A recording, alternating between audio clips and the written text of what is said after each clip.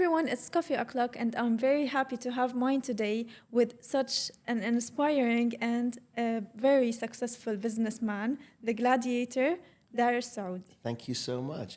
Saudi. Okay. Perfect. We don't have to do it again. It's good. I'm happy with it. Yeah, is go it for okay? it, yes. Because I was learning how to Do you know what? pronounce. When I'm on my podcast, I have difficulty remembering people's names. Yes. And I said to them, just behind their head on the screen, have it large. So I'm looking at them and reading their name at the same time. No, I know remember how your name, but your second name just was making for me some conflicts. Yeah, so Yeah. that's why I asked you before. So should I tell you what the story is? Yes, please. I'm Iranian born, and my name is actually Mohammed Dariush Soudi. Okay. Soudi. And my father died when I was young. My grandfather died. So I had no male family members telling me where my name came from. So about 15 years ago, my children said, "Dad, where's our name come from?" I'm actually quite embarrassed. I didn't know. So I found my uncle in Austria. Okay.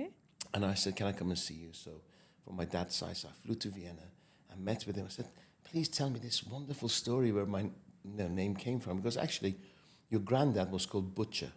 We had a chain of butcher shops. Okay. Meat. Yeah, for me. So you were called Dariush Butcher. So he didn't like it. We changed it. Okay. I mean, that's it. There's no romantic story. There's no nothing. all. No, nothing. I Just, thought you were going to tell me an inspiring story. yeah, I was going to be, and I was dying to tell my kids this inspirational story. So I phoned them. I said, "Hey, it's your lucky day." I said, "Why?" Because you could have been Ali the Butcher or Yasmin the Butcher. Good news, Yasmin Soudi. So they were celebrating. However, you have many more interesting stories and Yes. inspirational, yeah? Yes. We'll talk about it all today in our episode, in our podcast, and drinking our coffee. And today, let's start. Each time you start your podcasts about your business aspects and your business life, today let's talk about Dariush, the human, the person. If I told you to describe yourself in your own words, what would you say? Extremely human being with a huge heart, extremely connected to his emotional side. And I care for everyone, crazily. I care for everyone. So it's an emotional roller coaster when you care for everyone. You feel people's feelings. You know, like, it's very hard for me now to talk about business and money when horrible things are happening not that far from us, you know, and so I feel everything. And the reason for that is, I think, because I didn't have a male figure in my family. So I was brought up around women. Yes. So although I'm like an exterior male and very kind of alpha male, but inside I'm sensitive like a woman. And I'm proud of that.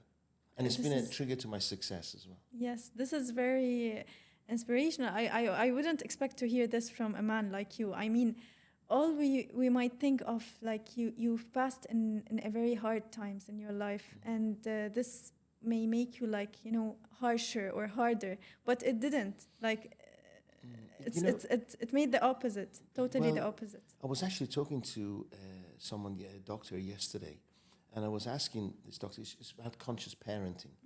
And I'm very conscious. I didn't have parents in my life, and I always want to be the best parent or father I could be. So I asked this person, I said, you know, when a child is in a family and they see abuse between the mother and father, do they also become a victim? They said, no, they have a choice. They either become a victim or they become the abuser.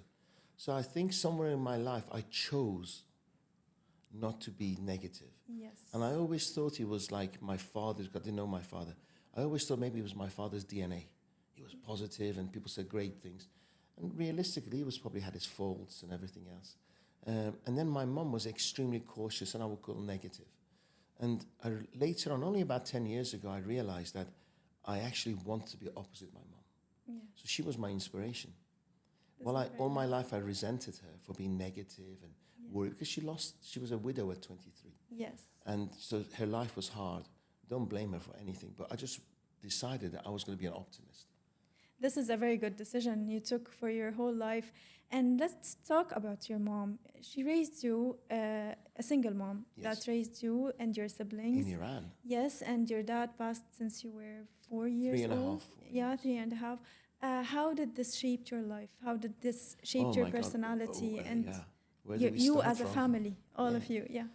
First of all, there was I remember lots of fighting between, because my mum is still very attractive, and my grandfather was a mayor of many cities in Iran. He was very high up in government, and he said to her, "Look, you're young, you don't deserve to be a widow and a single mum. You go and leave your children with me." My sister was 30 days old, and I was 3.5, 4 years old. But then she fought. She fought them. And at such a young age, she goes, "No, I want to keep my kids." So I remember his fighting. Yes. And then at age 7, my grandfather died in front of us.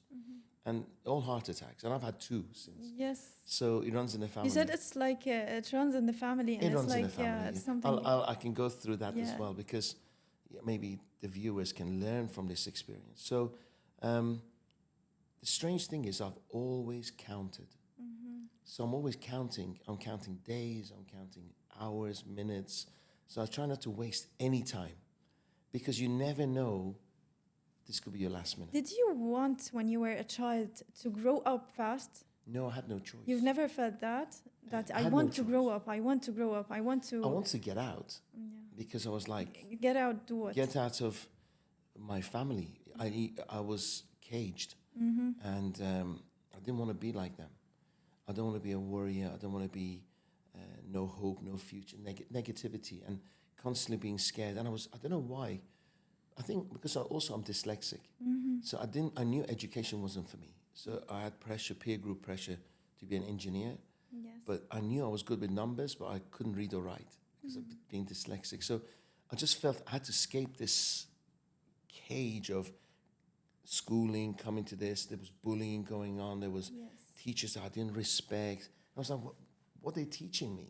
I'd learn Latin. Like, where's Latin going to serve me in life? Everything I was questioning, the reason why I was being put through this process. And I couldn't wait to become old enough to get out and be myself. Do you think if you were raised by your dad and mom and a normal family, and your dad, let's say, didn't pass away when you were 4, let's say he passed in your 30s, would this affect your life in a different way? Totally. I think, one, I would have probably still been in Iran, Yes. or maybe dead, because there was the Iranian Revolution. There was the Iran-Iraq War for 10 years. This is the 80s, shows my age. Yes. And then I probably would have been dead, gone and fought on the front line and died or something. And also, my dad was an entrepreneur. We would have probably stayed in Iran because he had a growing business. So I asked myself this question regularly: was I blessed or was I cursed? Yes. And in a way, if the law of nature goes, we should all lose our family members, like mother and father, before us. Yeah. Okay? And so I wonder, I lost my father, I don't have a memory. Am I blessed or am I cursed? Because by law of nature, we should lose our fathers or mothers sometime. Okay, so I really don't know. I see it as a blessing in a way, because I am who I am for the pain I had. If that makes sense. Yes, this is I was going to ask you that pain, you say always that pain is what make you wake up every day in the morning and do the things you do, and with nonstop every day. The reason that you don't want to live the pain that you lived in the past. So this is great story, because if you wouldn't have experienced all of these things, you wouldn't be the Dariush that is now. Absolutely. Maybe your life was totally different. I would have been. I don't think I'm anything now, to be honest with you. But I thank you. I have this imposter syndrome that I came here and my picture was there. I wanted to run, but I honor you and I thank you so much. And I think that's what people like, you being humble. Yes. When you fall flat on your face, life humbles you. 100%. I agree. Again, okay, I go on my stool and preach. The quality of your life depends on the awareness of the conversation you're having with yourself. Okay? So I know I was always aware of my internal dialogue. Did I just react? Did I not? I question everything. Like you always judge yourself before First. anyone judging you. Absolutely. Yes. And I feel by changing myself, I can change my environment. So I don't know what it is. I was never jealous. I was inspired when I saw wealth. I was inspired when I saw nice neighborhoods. Most people feel jealous, and I think, again, that's from my mom. She always said, like, we're not this, we're not that. I said, well, how can I buy my mom's love if I succeed? So the question is, how can I? Now, excuse me, I believe people are motivated in two ways. One, goals. Everybody talks about goals and motivation. I'll give you an example, because I used to run gyms. At the 1st of January till end of January, 90% of people join gyms. Why? Because they're motivated to have a great figure for summer. Exactly. By March, April, 75% don't go. But they pay every month to the end of the year. Yes, because they start the motivation and then they're like down. Correct. Now, because they're driven towards a positive body, a six-pack, looking good on the beach. But that motivation goes down. Now, where I feel I'm blessed is where the other side of motivation comes running from pain, running away from pain. So I'm kind of driven by not wanting to go back, and also I'm driven by my goals. So I have double the acceleration going forward, if that makes sense. So if I was a gym owner, I'll advertise that obesity is bad for you, diabetes is bad for you, blood pressure is bad for you, and you can have a great body. Yes. You see? Yes. Because always waving the magic wand is not going to get people motivated to go through pain. Talking about a healthy body and your heart. Yes. So you've experienced 2 heart attacks in your life, and that wasn't easy to a man in your age to experience.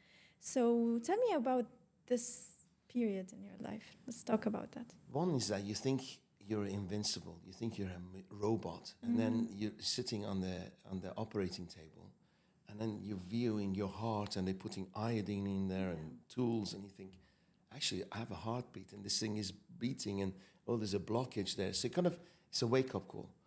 But somehow I just knew it wasn't my time. Just to bring it on. Yeah, you feel that, yeah? Yeah, I just thought I've got so much to do. This is just a hurdle in my life. And what's the purpose of it? And at that time, my children had moved to Dubai. And I was crying non-stop in the hospital, not because I was dying, but because I was alone. Yes, you didn't want to I experience didn't want to be alone. Yeah. And I thought, you know what, I want to have my family around me. So I just made a decision that I was going to sell my businesses and come to Dubai. So can we consider that one of your biggest fears is dying? May God give you long life and I'm happiness. already past my sell-by date, so it's fine. But let's say, is this your biggest fear of leaving this life with No, nobody? my biggest beside? fear is not having a pointless life. We all die. I just want to have a great legacy, and I've touched as many people as possible. It's having a life of, I wish I'd done this, I could have done this, I missed opportunities. That's what I don't want to have. Now moving to the business aspect a little bit. Yes. In your business, how do you define success?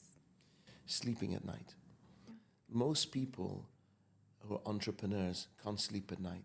They worry, they have restless life, it affects their family life, affects their health, they work under the sun, they are slave to their business.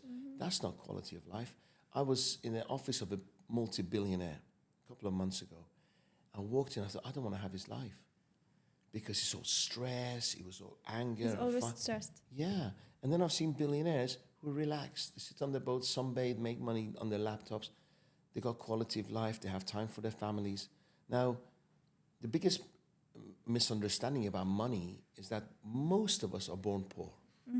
And our family, our parents and grandparents tell us money is the root of all evil, rich people are not good people, money doesn't grow on trees. So we have a negative understanding or feeling towards money. Yes. Okay? So great people do great things with money, bad people do bad things with money. Money magnifies. Money gives you choices. So one, you have to like money.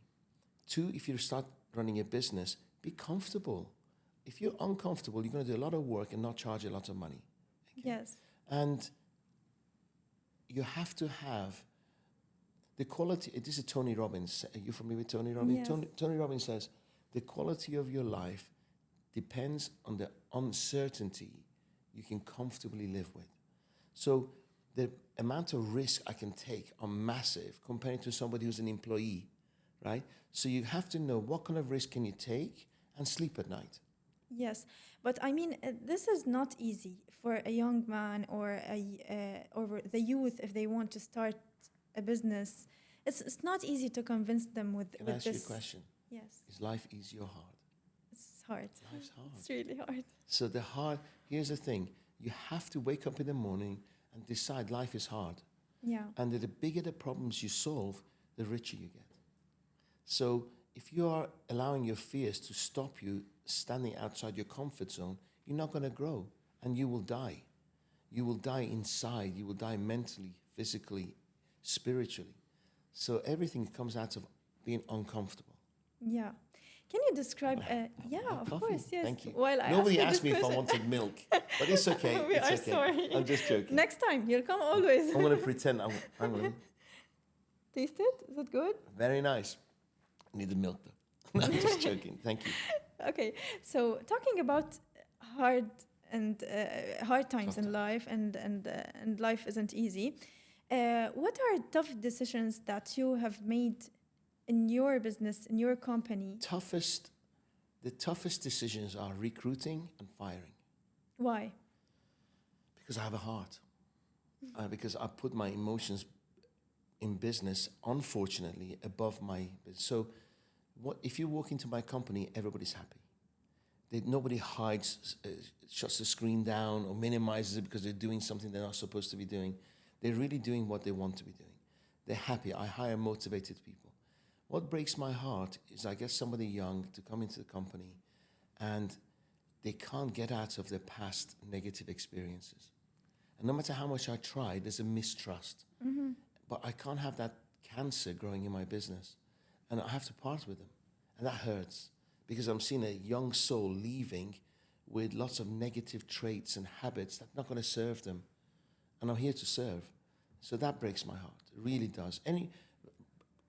Risking finances, no, I lose, I gain. I gain, I lose. It doesn't matter. Yes. I have a gift in making money. But people, I just think you could have just believed a little bit. Just believed a little. Because the moment they walk into my company, I'm trusting them because I'm going to pay them. Yes. Why can't they trust us back in the same way? And that hurts. What does it take to be in Dariush team, or what a girl or a woman or a man should be to be in your team? Yeah. Optimism, being humble.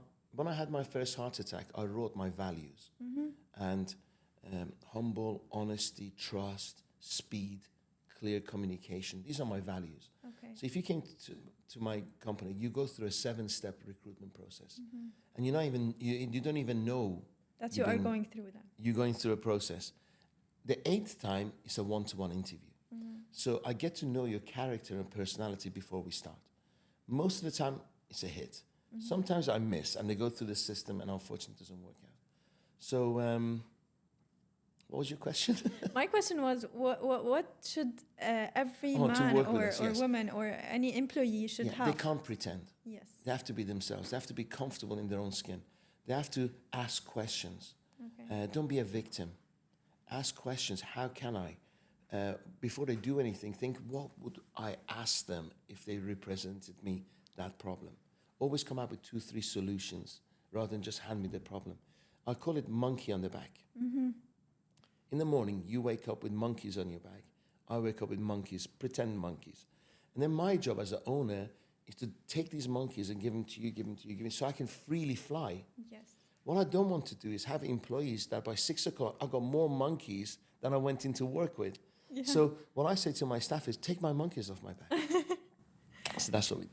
Here's an exciting question that I would love to hear the answer. Just because you're excited doesn't mean I'm going to get excited, okay? But I trust you. I want to know, from your point of view, what makes Dariush stand out of all the other entrepreneurs in Dubai or in... Yeah. First of all, it's my story, mm-hmm. right? Nobody else can copy my story. So that makes me stand out. But what I realized, gift or whatever it is, now I've been going on personal development courses all over the world. Mm-hmm. And the most common thing, and when you tell the truth, your hair goes, zoop, yeah. And all my hair's gone, zoop, and it's your coffee as well. A very good coffee, without milk. So what happens is, whenever I go around the world, people used to come and say, what's your name? I said, yes. He goes, thank you for being here. I'm like, where were you? I was on the other side of the arena or whatever. And I said, why are you thanking me? It's your energy. So what was very common was people saying, your energy, your energy. I'm like, what the hell is this energy thing, right? So, yeah, what makes me stand out is my story, and I think my energy, because I'm respectful to everyone. We need everyone in the world to make it tick. Yes. So I take my time to make everyone feel special. I like to think I'm polite and well-mannered. And these are the qualities. Doesn't make me any better, just makes me different. You know, now when I'm talking to you, I'm just you mentioned before that how your mom affected you and affected your life, and how she is very she has a big role in your life. She's a Middle Eastern mother. What do you yeah, expect? An Iranian mom. I'm doomed. Yes, I'm seeing that, and in your eyes, really. Now you are a man, and you have kids, and I still see this. Child. I see a child in your eyes. Yes, I'm a child. I'm growing old by age, but I have a childlike enthusiasm about life. And you know what? What's amazing? I swear to you, every week, almost 3 times a week, business owners come and offer me equity in their company without me putting $1 down. You know why? Because they like the enthusiasm. Because to do business, people have to like you first, and then they have to trust you. And the way to build that is by being enthusiastic about the other person. If I sit here and talk about my life, you're not going to like me. Yes? Yes. I need to ask you questions. Yes. So what I do is very natural because I have enthusiasm about the other person's company, their life, their problems, their headaches. They notice that connection. They feel that connection. My question has an extension. In it's this a twist. life, yeah, It's coming, right? in this life, it's hard to be holding your manners for a long time. This life is hard, and you face a lot of. I don't want to say bad people, but like that people. influence your life in a bad way. Bad let's people. say, yeah, it's not an easy life. So how did you manage to not lose your manners and all your thoughts and all the I things kind of that sometimes your mother... swear, but I don't swear at anyone. I swear at the situation, right? I get angry at the situation. What's the point of being angry at the person, right? Because in their world, they're right. Yeah. I'm never going to convince them to think any differently. So I just own my feelings, but I just get angry at the situation. Why would I want to change my character depending on other people? That's my question. Because throughout the last 40 years, I always thought, am I right? Am I wrong? I always ask myself that question. And I don't think it'll ever stop to the day I die. My character is I have a big heart. And I know it will get treaded on, it will get stabbed, it will get kicked. But I'm never going to change my qualities. Have you experienced failure in your life? Every day. Every day. Every day. If you work, and there's nothing wrong with being a banker, but if you work as a teller, okay, you are not going to have that many ups and downs. Your promotion is going to be if somebody at the top decides to promote you, your boss dies, right? And you just nature the, and also you're not dealt with many problems. So everything's routine, the same. But I decided to have a life where I put my head on the chopping block every day. So failure comes with it. It's a lesson. Try not to make the same mistakes again, otherwise you're stupid. I'm stupid many times because nobody taught me. So anything I learned is from my own experience. If this Dariush inside was put here as a human being, he should be locked for abuse, right? Because I'm so critical of myself all the time. Yes. Those are the things you got to be aware of. And sometimes you need to celebrate. Yes. Okay, I decided this path, celebrate the wins. Don't keep knocking yourself with the losses. It's something that's good to hear. Talking about failure, and you always say that you judge yourself. You're trying to make me cry, aren't you? No. You know I'm sensitive, and I know that's where the tissues are there, right? Okay. You're going to keep digging. Take an exclusive You were thing. close earlier on. Now I'm okay. Okay. No, we want to make you. We don't want to make you cry. Just make you happy and see your smile. I'm happy to be here. Thank you. Thank you. Talking about failures, and you say that you always judge yourself, and not everyone says that. So maybe you every day regret something, or you haven't regret anything. Do you wake up in the morning and say... Really good point. Really good point. Of course, I'm human, right? Yeah. And it's very difficult to forget the past. Very difficult. And I suggest people don't forget the past. but don't live in the past. So I did that mistake and it really hurt me. Okay? Most people feel the hurt. They feel the pain, feel the loss. Okay? So the past is dictating the way they feel today. Okay. So I'm very, and I do that. Honestly, I do that. And people who've, in my personal life, have lied to me, on me, and everything. It hurts, you know. But then you think, okay, today could be my last day. If I'm living the feelings of the past, I'm never going to grow. Yes. So remember it, but don't live in it. That's my question. What is something that you regret in your life? I knew you were going to make me cry. I have 4 children. I have 2 older ones and 2 younger ones from separate marriages. My biggest regret is that I didn't spend enough time with my first 2 children, because I'll never get it back. Now they are grown-ups? Yeah, very successful. How old business. are they? 29 and 28. Very successful. And if you've got the chance to spend more time with them, what would you do? I'm catching up now. I'm spending all the time with them.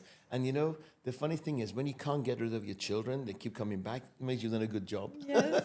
They'd rather be with me than their friends. So I'm catching up. I'm blessed to live with to work with my son. And my daughter and I, we get very emotional when we meet each other because it's just pure love. And I had this conversation yesterday with this doctor. All I do is give love. And what I realize is that most human beings don't have a full cup of love. So what you find is your friends, your peer group, they're looking for partners to fill their cup. Okay? Nice. And they get into wrong situations, wrong relationships, because Yes. they're seeking to fill their cup of love. Yes. Ultimately, it's all about love. Fancy cars, fancy life, because you just want to get acceptance and ultimately love, right? All I can say is that maybe I've been a really bad parent, maybe I haven't been a good example, whatever it is, I never stop giving them love. And they're happy as single kids, they're happy in their own space, they're happy with their family, they choose their friends carefully. So I think I've done a good job there. Are you raising your children in a way that you have fears? What are your fears on your kids? In the Fear future? is false evidence appearing real. So fear, it doesn't really exist, right? It's just a pattern worrying, and worrying doesn't do Yes, anything. what makes you worry about them? I don't. You don't. I don't worry. You raise them in a way that even if their father weren't in They'll their be fine. life, They'll be they fine. are fine. Yeah. Yeah. The only thing was, I was last week in Portugal, 10 days ago in Portugal with my oldest son. And we had breakfast, and it was a beautiful day, beautiful morning, and he threw a business idea over the breakfast. It was just me and him. And I was very aware that I knew the business was going to fail, okay? And before he finished his sentence, I went, no, it's not going to work, okay? And as I was talking, I could see him going, oh, you know, like, and the more I spoke, the more I could feel he was feeling bad, the more I wanted to shut up, and I couldn't, right? So, and he really bothered me, and he's so respectful, he just went, okay, I agree. I thought about it, and I went and saw him the next day, and I was crying, and I said, you know what? I'm a really shitty father because I don't want to clip your wings. But I'm so driven by fear Yes. of you making the same mistakes as me, I stopped you. And I just want you to know I'm going to cry. I just want you to know, I'm not going to cry. Okay. I just said to him that all I want you to know is that I care for you. Yeah, and I just don't want you to make the same mistakes as I did. That's it. This what make you try to. You always feel that you are overprotective on your children. I try not to be. You try not to be, because Yeah, this maybe will make them more hard in this world, or maybe more strong. Yeah, because life is hard. We were talking about You have it. to go through your own experiences, right? Gladiator Mastery is a program I produced, was like, learn from my mistakes, Yes. okay? You don't need to have 2 heart attacks, lose $100 million, have the ups and downs. Learn from me, so you get, as a young person, you get there quicker. I just hoped and prayed that for my kids. And I've noticed one thing, that if your father has been constantly preaching, he's the last person you want to listen to. Yeah. Right? So what I do now is I kind of like send a link, a YouTube link of somebody else with the same message. Yeah. And they tend to listen to him or her more than they listen to me. More than they listen to you. Yeah. We believe. I believe that our generation doesn't believe that I have to learn from you. We believe that we have to fall in this conflict or this problem in order to learn. And I really think that your kids feel that, yeah, or I think you never think want of to this. listen to somebody who gets under your skin. Mm-hmm. So, for instance, even now when my mum speaks, she's probably the only person who triggers things, Mm-hmm. emotional triggers, right? So I'm working on it not to lose my temper and still call her every day, because the last thing I want is she passes and I have lots of unsaid emotions, right? Mm-hmm. So I don't want to have any regrets. But people in your family trigger you because you have a history, right? Yes. So you tend to listen to your friends more. As a young generation that you are connected more than I ever was. You're on the toilet, you're connected. You're on the bus, you're connected. Unfortunately, you're having dinner with friends, you're still connected. So people, I think with the new generation, want to make their own decisions. Yes. Rather, yes. they don't particularly want to have pain. Unfortunately, I find, I can't generalize that, most people want it quickly.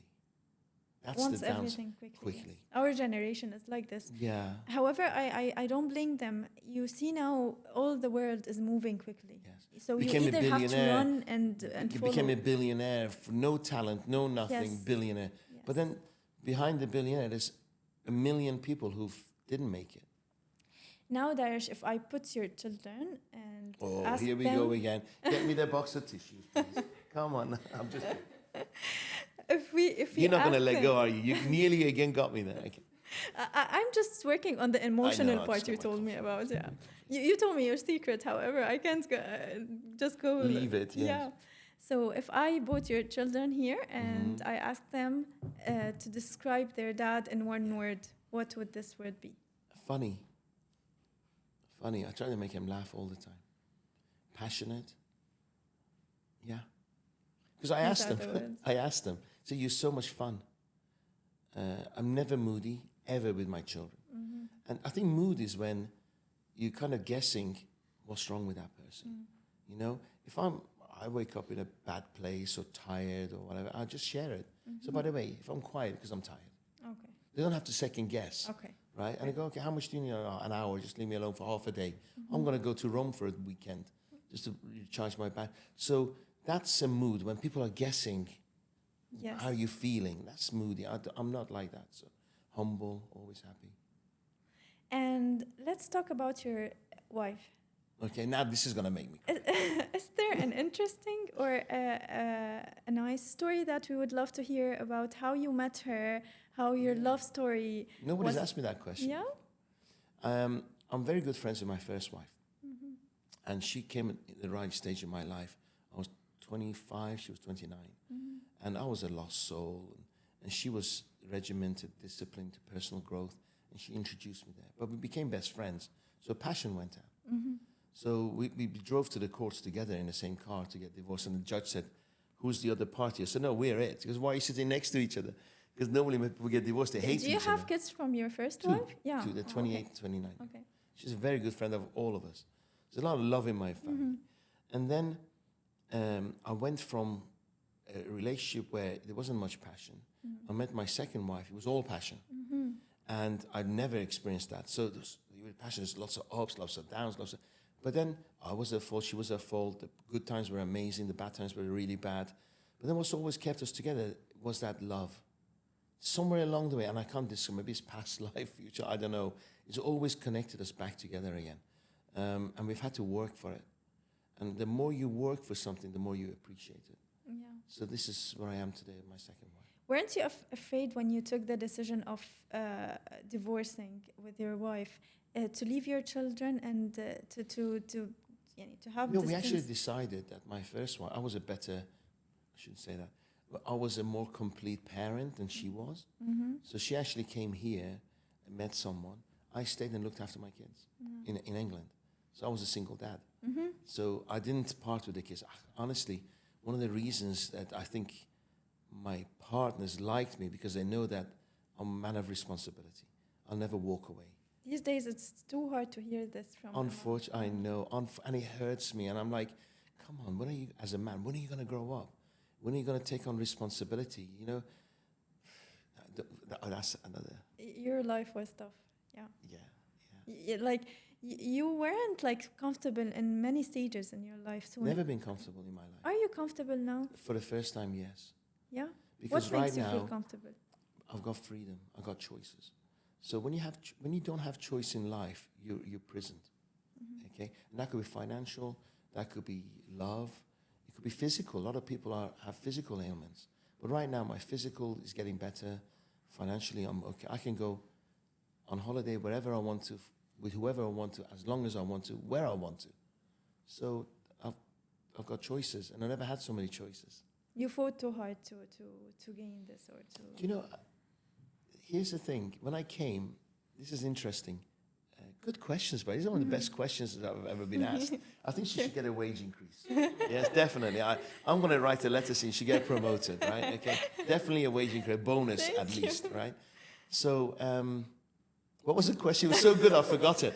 I was saying that you fought too hard to gain all of this. Okay. Very it good didn't point. come easily. When you have nothing, okay, it's so easy to fight because you got nothing. Yeah. What do you got to fall back on?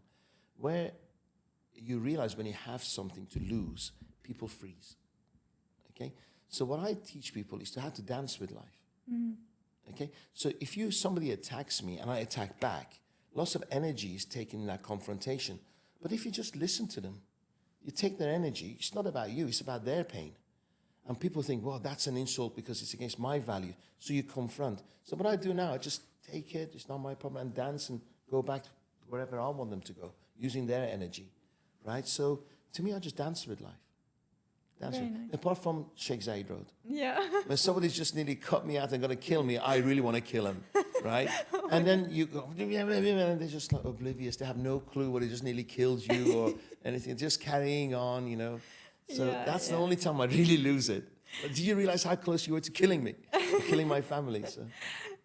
Businessmen, always what we hear now, our generation, talking in the tongue of our generation, we always hear businessmen, entrepreneurs, they say the cliche word is that we came to Dubai, we have only like $100, $500, and we made it out of nothing. And have you met people with the same story? Yes. Damn it, I thought it was the only one. Yeah, I really meet too many with that story. Yes. So one day, the hairdresser, I was doing an interview with an entrepreneur. You brought up hair into the... That was my only rule. Today. Do not mention hair. That's it. I'm talking a real story. I'm sorry. So the hairdresser told me, sorry. The makeup artist told yes, me. Thank you so much. Yes. The one with the brush. Okay. Brush, yes. So he was like, I was like reviewing the episode, and he told me, Madame, how did this entrepreneur came with $100 here? It wasn't me, was it? No, not Damn you. It. Oh my God, come on. So how did he came here and he had only $100 and now he has all of this. He has a big company. I just want to know this. I'm fascinated fighting. by Yeah. it. So I want to know the story. So I was like, yes. What's the answer, right? Yeah. What's the common denominator? First of all, if Sheikh Mohammed was here, the ruler of Dubai, I will kiss his toes, every one of them, right? Because he's created an environment that somebody in his mid-40s can come here with no money and he can trade, okay? Now, along the way, for every person who came with $100 made millions, there's thousands who failed. And there's thousands who actually ripped people off, okay? Yes. So the good thing is, I am really good now, but when I came here, I was damaged goods, you know? I had health issues, no money, all sorts of things we can discuss, but the environment was, if you're a good human being, you deliver on your promise, this environment will take care of you. Why because did you choose too many people Dubai? come to Dubai. Because people come to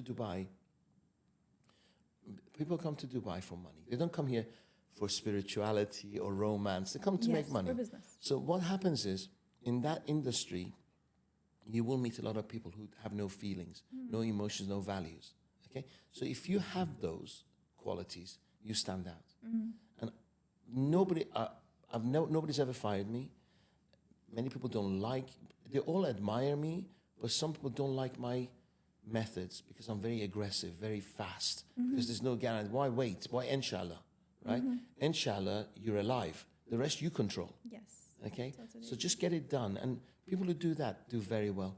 And here's another thing, because the country is so young, you don't have to be the best in the world to stand out here.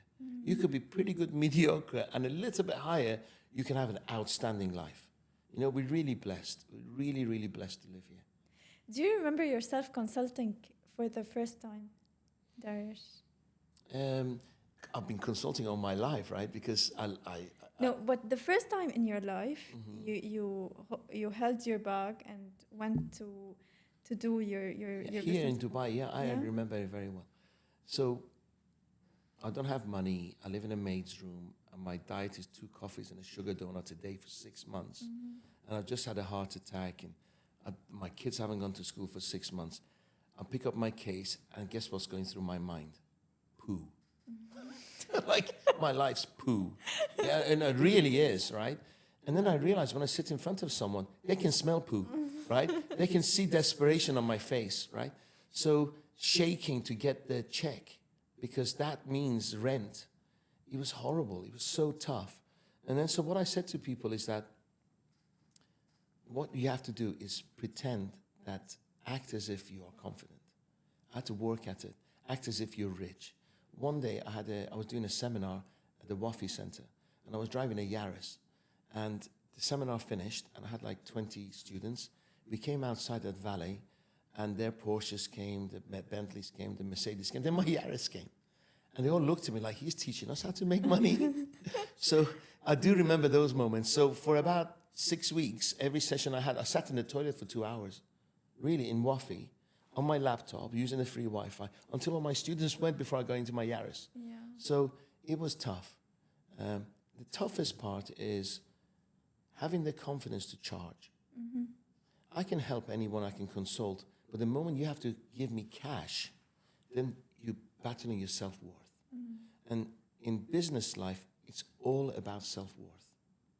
Do you believe in coincidence? There is no coincidence. No coincidence. Your flick will do well out of meeting me today. I know it. And somewhere along the way, you're going to enhance my life. I know it.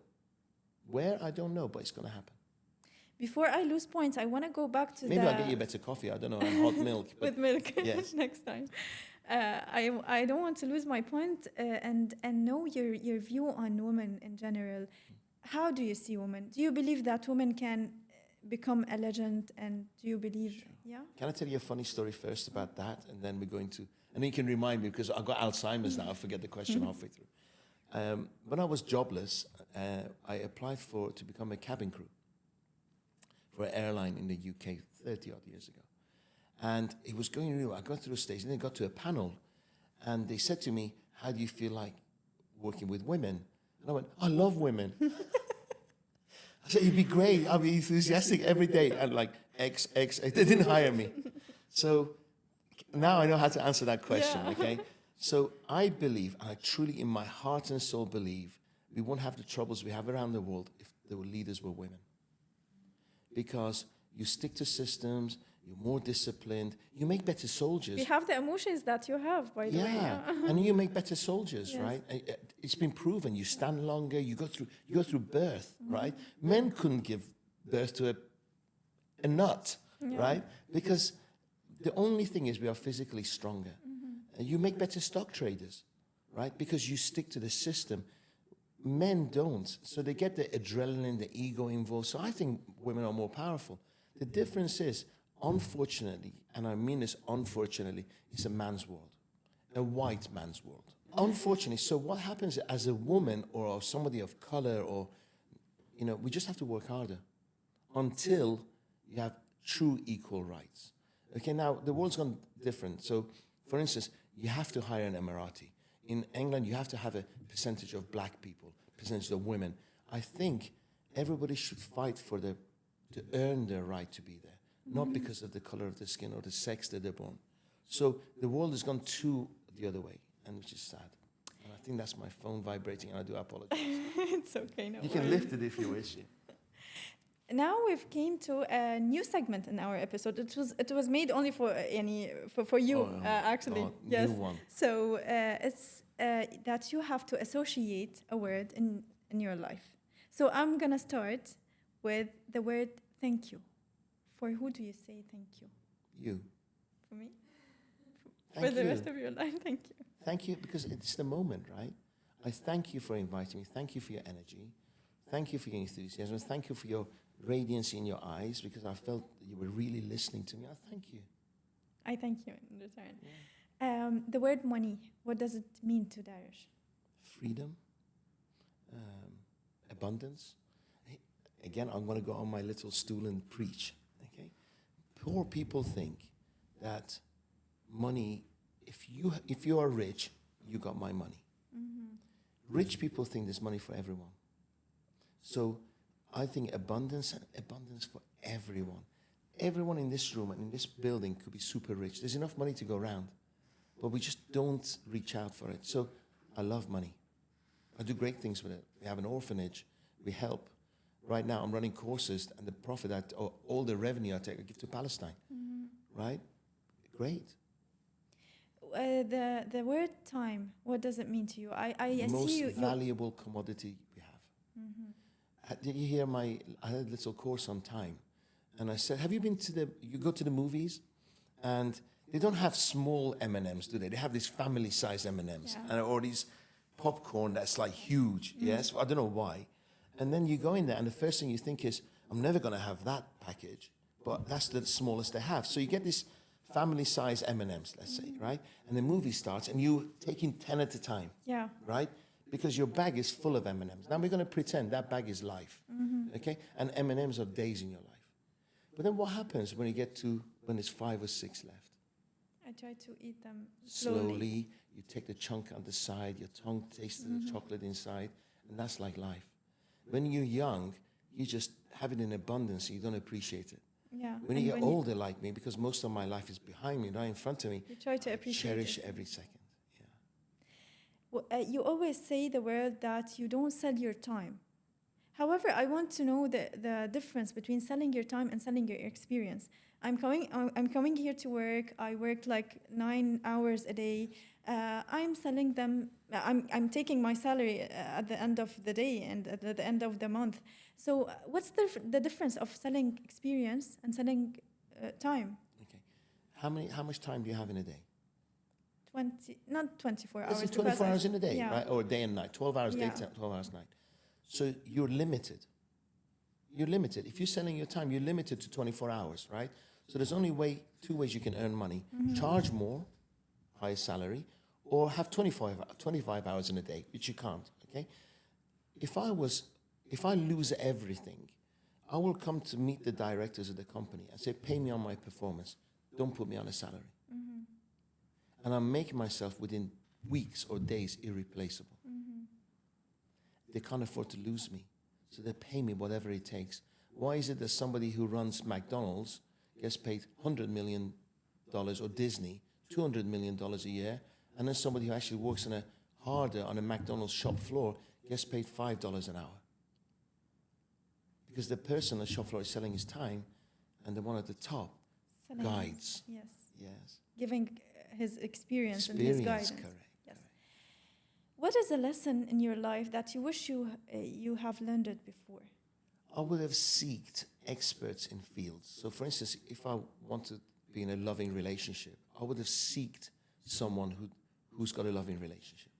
If I want to learn how to make money, I would have gone and sought somebody who was rich.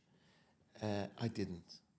I kind of learned along the way, and I got too much pain, you know. So I would listen to experts, not one person. I'm by no means an expert in everything, you know. I ask you this question: who earns more money, a brain surgeon or your general doctor?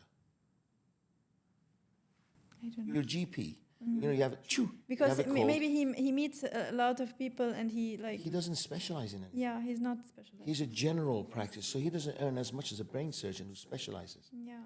right? So go to people who specialize in things. They're experts in their fields, and that's what I didn't do.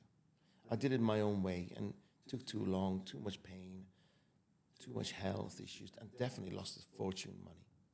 Who's your role model in life? Different people, like, and not necessarily I know them, not necessarily they're alive, you know, like Mother Teresa, she died. Nelson Mandela, I was watching a Nelson Mandela video this morning. So Julius Caesar, Alexander the Great, Napoleon. There's certain things in different people Yeah. I love. The guy called Howard Hughes. Have you heard of Howard Hughes? No. He was the richest man, died in 1976. And nobody had photographed him for over 35 years. He was a recluse. So he turned Hollywood round. He made Vegas for what it is. We got satellites in the sky that he built. And nobody knew who he was. And I love that. Yes. You know, I admire his genius, yet he's introvert. He was an introvert. And that kind of resonates with me. Yes, yes. Now, in life, what do you give an advice to the youth? Before I ask you what is the advice you give to your children or what you carry, to the youth. Enjoy the process. Just enjoy it. Don't beat yourself up, right? And people are so beating themselves. It's unnecessary, you know. Just enjoy the process. I say, life is seasonal, right? Maybe right now somebody's listening to it. Probably most people are going through a winter of their lives. It soon shall pass. Yes. Right? Maybe they're going through a spring. That soon shall pass. Just enjoy the process, because at the end of the day, we're all going to die. Yes. And I didn't make you cry at all, did I? You will. So I failed somewhere. You will. And what you carry for your children, what you keep like saying every day and every night. I love you. I love you. I love you. I love you. That's it. I love you. Thank you, Dariush. Thanks. It was... We're going to cry. Yeah, I feel your emotions, right? And I see her teary. I get teary. Yes, I just want to meet them. I want to see this. We'll have a hug at the end. Yes, yes. Yeah. Thank you so much for your time and thank you for everything. We had a great time. I'm honored. Thank you.